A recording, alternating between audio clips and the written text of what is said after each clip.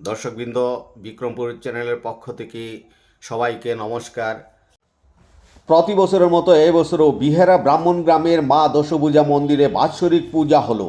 সারা দিনব্যাপী কীর্তন ও শতাধিক ভক্তদের ভিড় মন্দিরে। প্রথমে মায়ের আরতি, পরে কীর্তন, এরপরে মহাপ্রসাদ বিতরণ করা হয়।